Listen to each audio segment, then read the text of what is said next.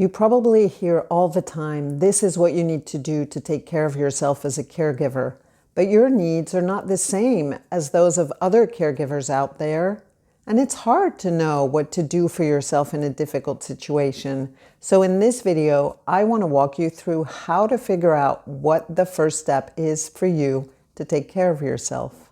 I've recently spoken with a woman in her 70s whose husband has a neurodegenerative disease, a woman in her 40s whose parents are declining, and a woman in her 50s whose husband also has a neurodegenerative disease.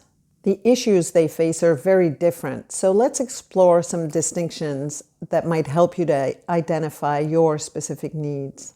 And stick around because I have a special gift for you at the end of this video.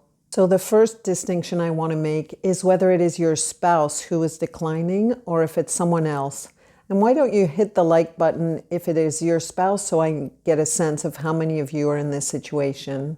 When your spouse or your partner who you love starts losing some of their capabilities, a lot of different emotions can coexist. There can be a sense of responsibility, some anger and frustration, like why me? Even some sadness, maybe even a lot of sadness. And you might have a tendency to want to do it all yourself to preserve the intimacy of the relationship, or maybe because it might be hard to trust someone else with the care of your loved one with who you've been in a partnership for years and sometimes for decades. So for you, the biggest need I see is to find some time for yourself within the boundaries of what you find acceptable. People might tell you that you need to get out more or whatever they tell you, but if you feel that you need to stay by your partner's side, then do that. But remember to take care of yourself within that, or you might not be any use to your partner sooner than you'd like. I had to remind my dad of that many times when he and my mom were declining in parallel. I know it's hard, but it has to be done. It's like the oxygen mask on airplanes, you know? The second distinction I'd like to explore is whether you're still active professionally or whether you're retired or working from home. So if you're still active professionally, you have a huge amount going on between a job and caring for a loved one who might be a parent, a spouse, or even a child.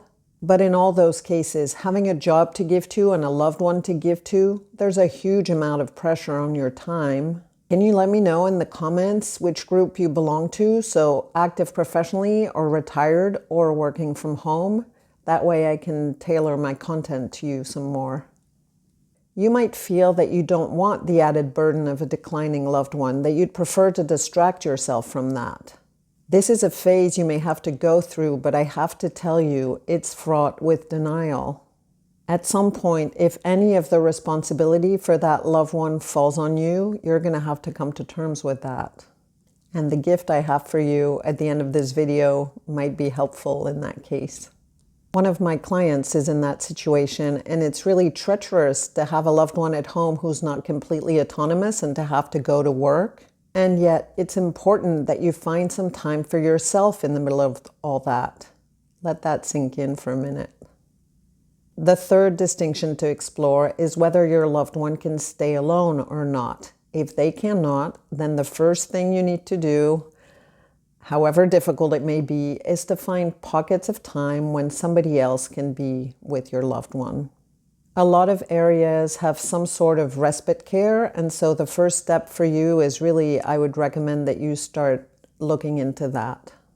Now, whatever category you identified yourself as being part of, I'd like to gift you a letting go meditation. I recorded this for the support community I run, Your Support Within Your Reach.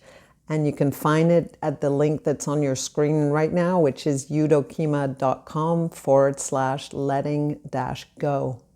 And now that you have a better idea of what the first next step might be for you, it's time to bring in some self-care into your crazy timetable. And that's exactly what I'm going to show you how to do in the video that's on your screen right now.